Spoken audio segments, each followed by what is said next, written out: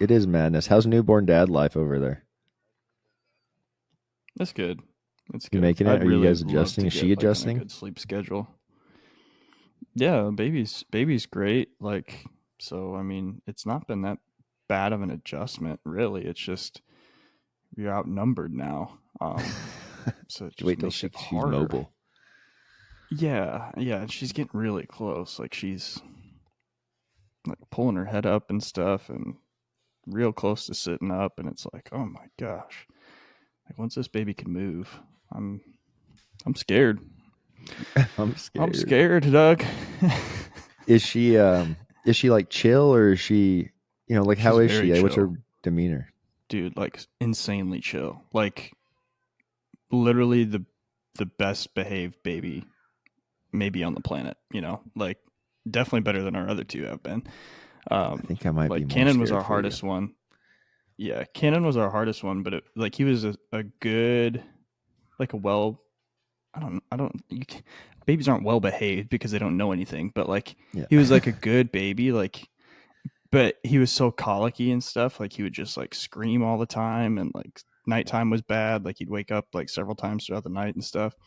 And then Charlie was a little bit easier than him, but she's an absolute terror now as a toddler. And then Callie, the youngest one, is like she goes to bed early. She sleeps in late. She sleeps through most of the day. Like when she wakes up, she's happy. She doesn't scream. Like she'll wake up and just lay there for an hour, just staring at the ceiling and smiling and like Dude, entertaining that's herself. awesome. Like she won't like you hardly even know she's there because she's just so like content with everything. Like I love it. she doesn't care. And then Heather did leave me with her the other day, and it was like Reddit around bedtime. But Heather's like at her wits end, and she's like, I have to get out of the house, and so she leaves. And I didn't realize like she was going to be gone for as long as she was. She was gone for like a couple hours, and I thought she was like, I'm just going to go for a drive and come right back. And so I did not prepare to like put the baby down or anything. I'm laying there, like I'm sitting there with her, and she just loses her mind, and I'm like, what is this side of you? Like I Yeah. don't Oh know what to no. do. I've never seen you do this before. So Oh, it's funny, yeah, man. that was she definitely has she's got that in her. She'll do that to me, I guess. So Oh, um yeah, you're in babies. for it. It's fun. It's a blast. I'm just And getting it's it all through you and scary. Logan. It's nice. Mm-hmm. The Yeah. old uncle game is sweet. It's a get to hang out, say hi, Yeah. be cool. See you guys later. Yeah, that's what my parents say, that like, being a grandparent's like way better than being a parent because it's like you get all the good stuff Mm-hmm. and then you get to give them back and you don't have to Yeah, deal with all the all the bad times. I don't want to say exactly. bad times, but the challenging times, because it's Exactly. all, none of it's bad. It's just all hard. So, It is hard. It yep. is, man.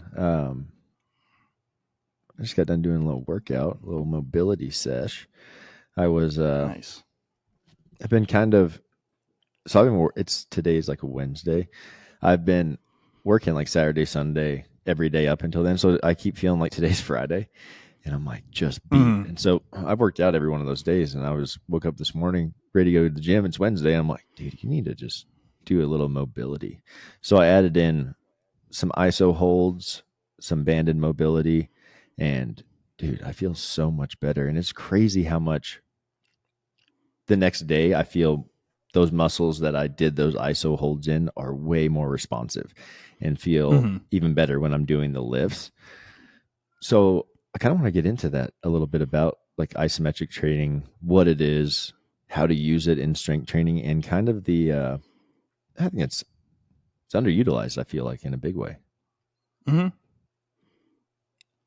Yeah, absolutely. I was actually doing some last night too. I was just feeling like super stiff and stuff, and I kind of opposite of you. Like I had a drive a few days ago, and then got home late, and then was playing catch up on work all day yesterday. So I'm just kind of sitting. Didn't really go for a walk or anything. Didn't really get a whole lot of movement in. And so last night I was like, man, I am just kind of I'm like stuck in this position, like the sitting position, because I've basically been here for 2.5 days straight.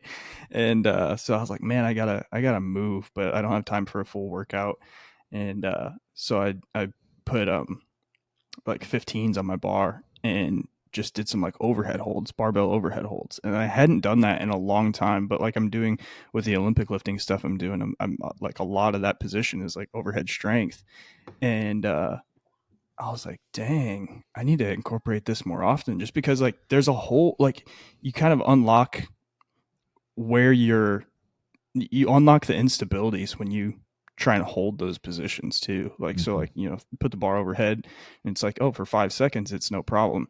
And then 8, 9, 10 seconds comes and it's like, whoa, like this is a different feeling. So, well, kind of what you were alluding to, like, how it can kind of improve, like, you're basically building muscle stamina in a place where there's no uh there's no contraction, or eccentric or concentric contraction. And so we kind of like break that down, and like, what we're talking about is, we're isometrics are where we are involving the muscles but not necessarily changing the joint angle, not necessarily. That's what's happening. You're not changing the joint angle in ISO training. We're holding it. We're holding in one position, and then there's no concentric or eccentric contraction. And what that means is like you're not picking something up and putting it down. Like you're just holding, a static position. And so like, maybe some common ones are like that people have, I'm assuming that everybody has done before, is like a plank or a wall sit. Like those are isometric contractions, but there's lots of other ways that we can incorporate those too. And we can even use them to mimic our lifts.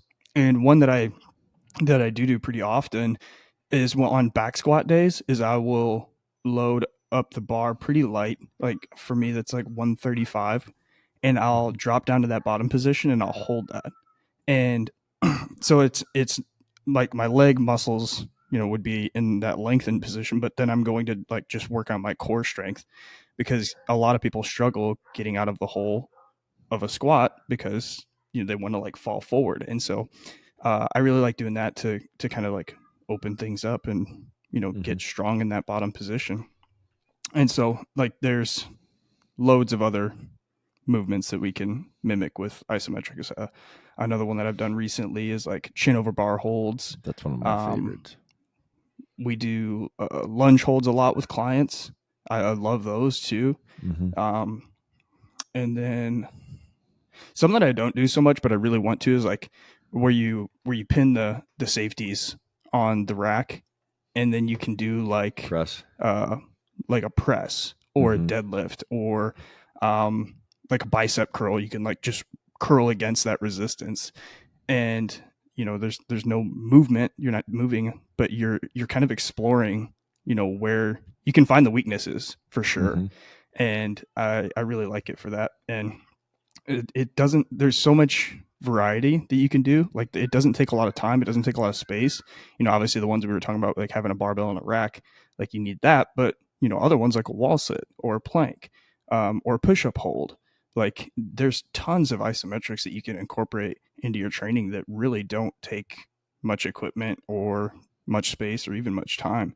And you can get anybody that's tried to hold a plank for as long as they can will know that time really slows down when you're in that spot. So like your workout can, if you're on an abbreviated time, or like you were saying, like this morning, like just not feeling like a full workout was in the cards for you, like it could be a great way to get a good workout in on abbreviated time, no minimal equipment, or even just finding weaknesses and starting to challenge those areas.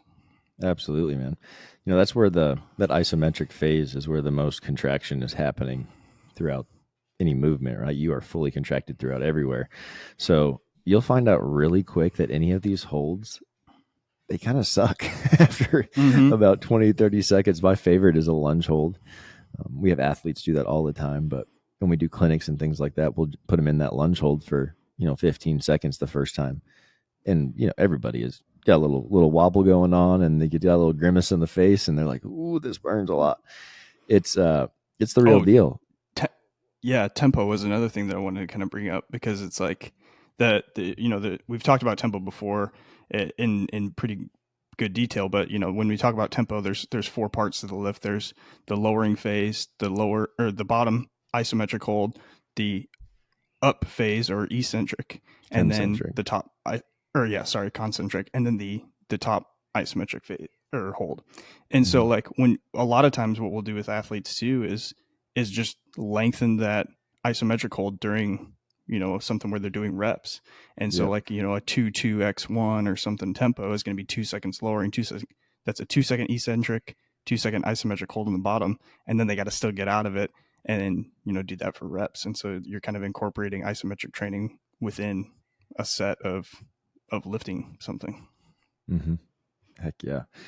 Also, I love isometrics for muscle endurance enhancement, but also the like rehab type thing. So I had a really good Mm-hmm. PT friend of mine tell me with muscle strains, like the first place we go is isometrics to help that get better. And so I kind of always just kept that in the notebook and have used it a lot on athletes and clients, and it works every time. So a lot of things that we deal with in rodeo events is we talk about all the time, but groin, abductor, adductor, hip flexor area. Um, we want to isometrics are a great way to get that to come back around and strengthen back up and feel better. So for instance, I pulled my hip flexor really bad one time on a spurt board of all things, just not warming up well. But I mean like popped this thing good and I could see it, the inflammation. It was pretty gnarly. But I went to my buddy Justin and he was working on me and he told me that little deal about isometrics being our first stop no matter what on a muscle strain. So we started with just a straight leg banded isometric hold for 20 seconds. And I was like, cool. That's definitely gets that area that I pulled. He's like, all right, roll over to your side. I was like, okay. And I was a little confused in the beginning because I just wasn't aware, like, it's much earlier in my coaching career. But he's like, we want to address like the full circumference of what's going on. So I want to strengthen those Mm-hmm. abductors. I want to get the glute med to fire. I want to get your adductors to fire. And we're going to do isometric holds for all of those. So when I started thinking about that, the full spectrum thing, it's that I feel like that's for everything. So if we, have I don't know, a pec strain, I'm not just going to work on the pec. I'm going to work on the shoulder, the lats, Mm-hmm. the traps, everything that's surrounding and has the potential to, what's the word? I'm like manipulate. No. La la la la. I don't know. Words are hard. Just those muscles that are surrounding it, right? All of the Yeah. antagonists of that. So that's just a little tip for you guys out there. Like if you're having pain or strains in certain areas, make sure you're addressing the full circumference of what's going on there. And Mm. what do you think about the the muscle endurance side of that? How can isometrics help muscle endurance?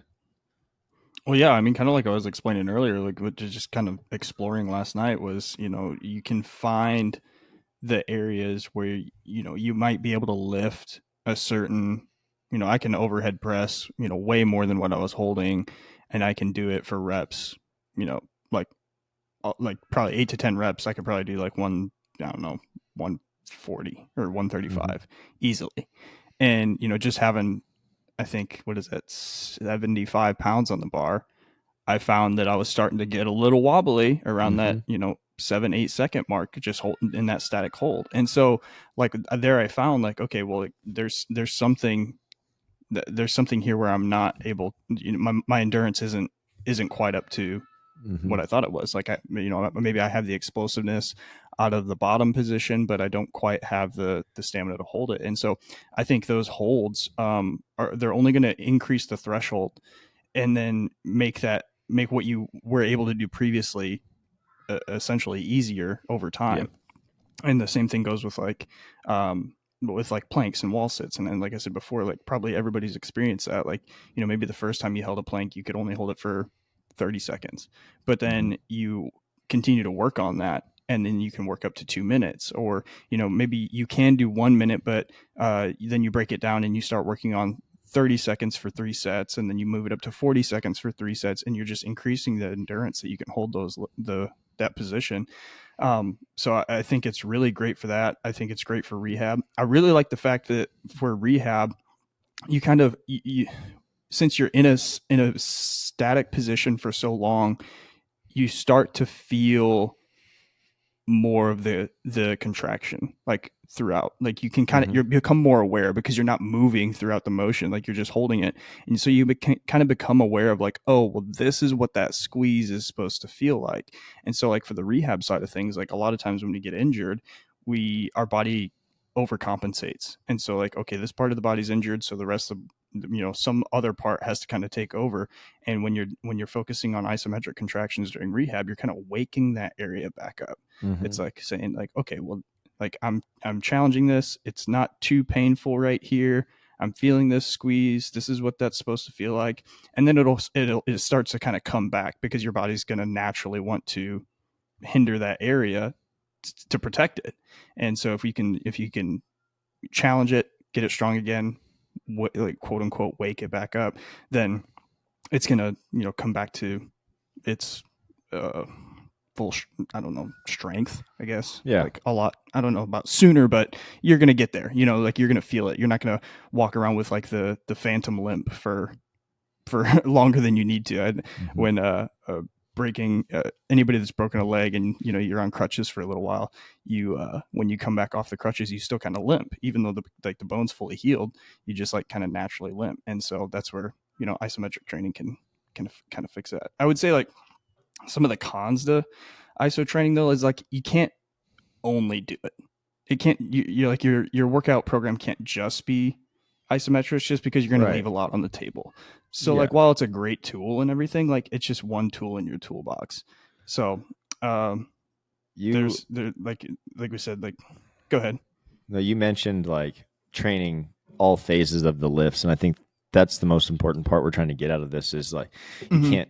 So when you're talking about the shoulder press, and you were saying that the isometric overhead was harder than the concentric and the eccentric because you've been training the eccentric and the concentric over and over and over with Right. not a lot of emphasis on the isometric. So that phase is weaker. That phase is going to increase all the stability muscles, is going to increase the mind to muscle, like mind to body connection.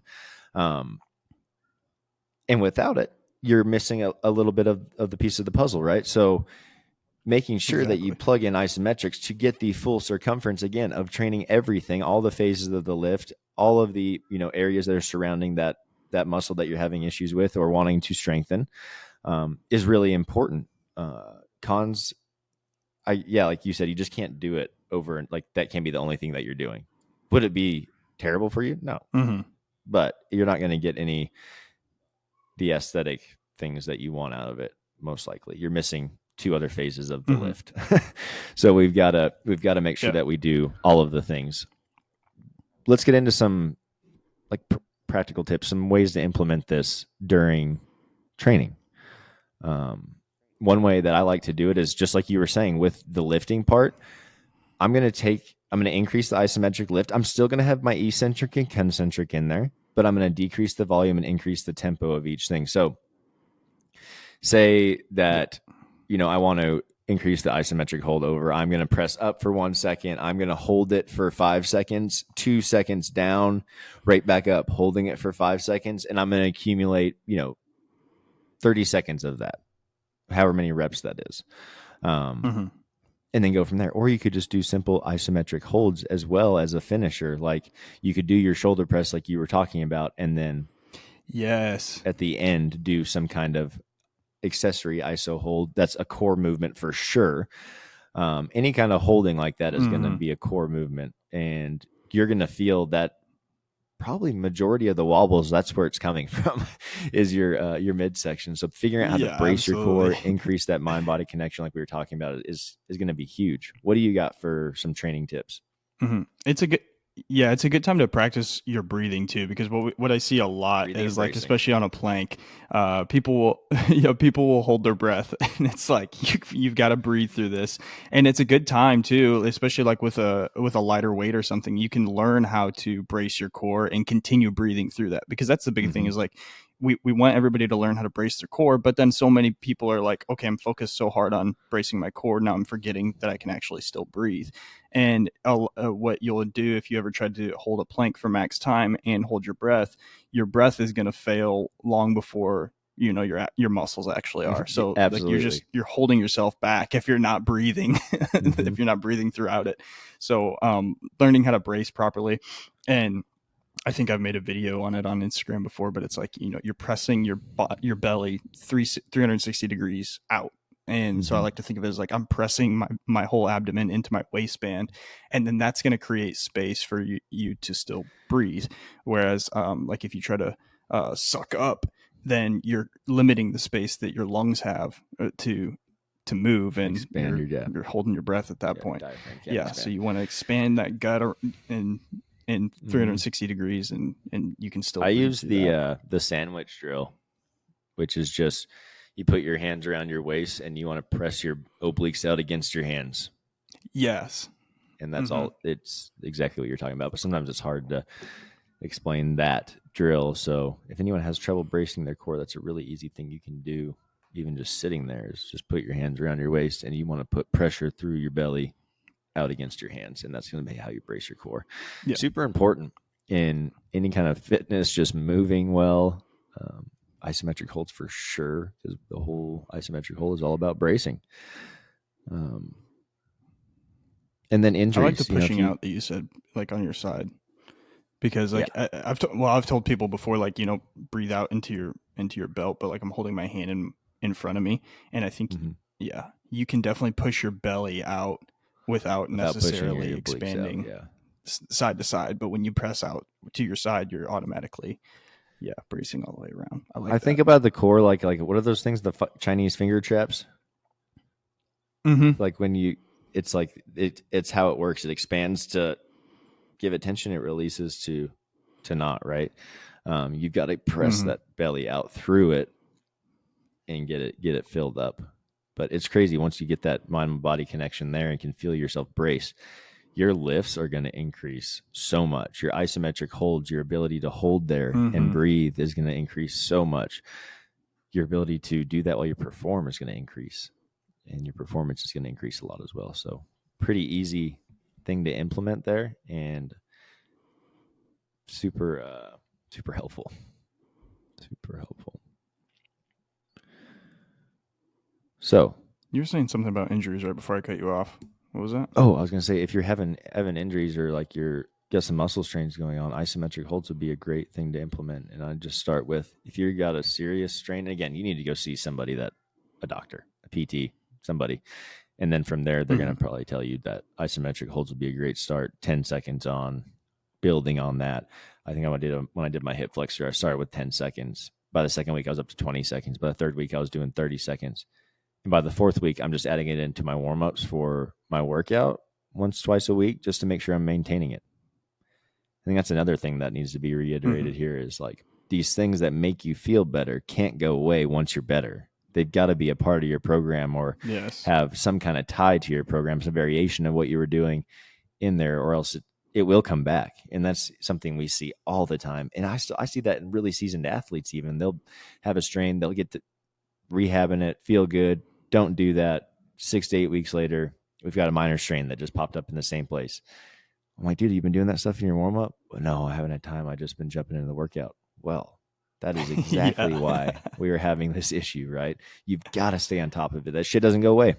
Once you've pissed it off and done it Mm-hmm. once, it's way more liable to happen again, same exact place. So you've got to stay on top of it.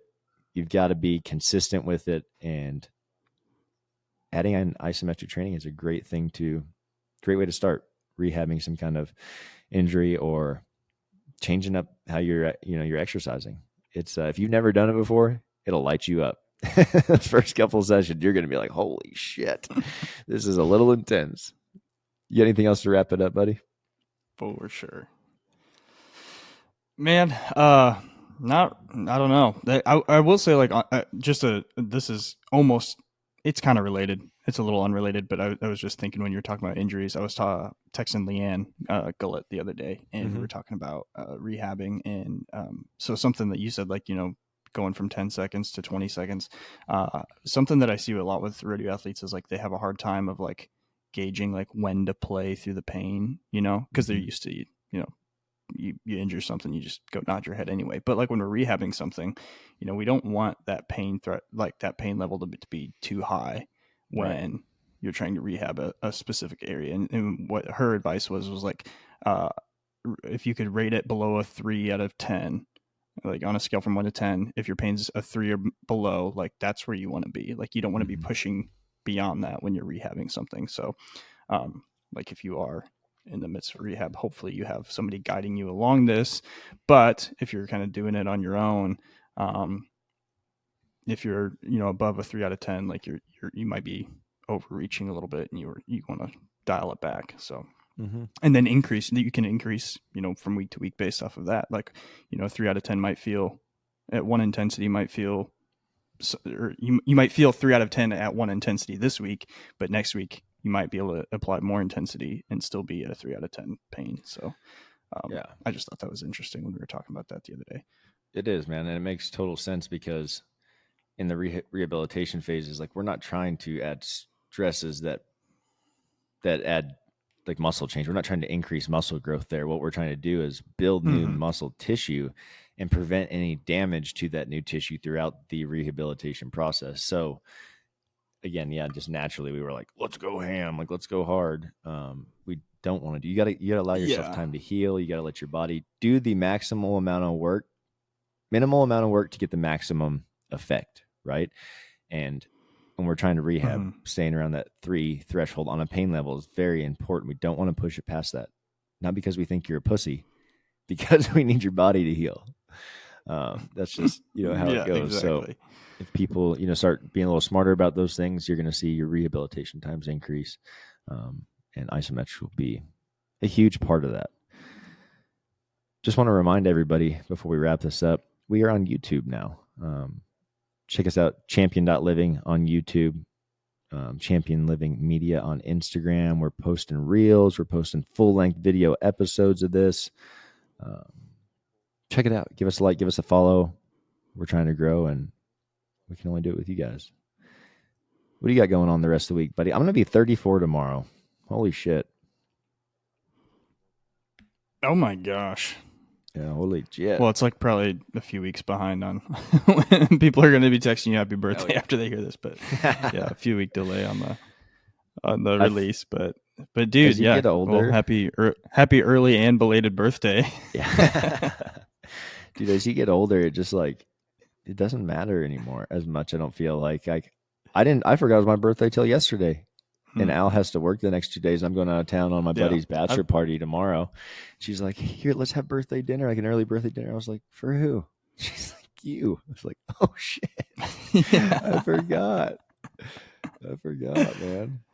I've already been that way the last few years. Like I just quit counting. So it's like, I don't even care, just another, I don't feel 34. day. I don't feel 34. I feel way younger. So I'll take that as a win. Well, before we get out of here, let's got to thank our sponsors, Beastmaster Rodeo, been with us since the very beginning. The premier rodeo gear company in the world. Check them out, beastmasterrodeo.com. Use our discount code CHAMPIONLIVING, all one word, uppercase, going to save you 10% on all their products and gear. And HOOEY brands. Check out their lids, shirts, jeans. Shit, they got it all. Shoes, underwear, man, their underwear, best boxers I've ever worn. Jeans, all of it. Mind blown. Check them out.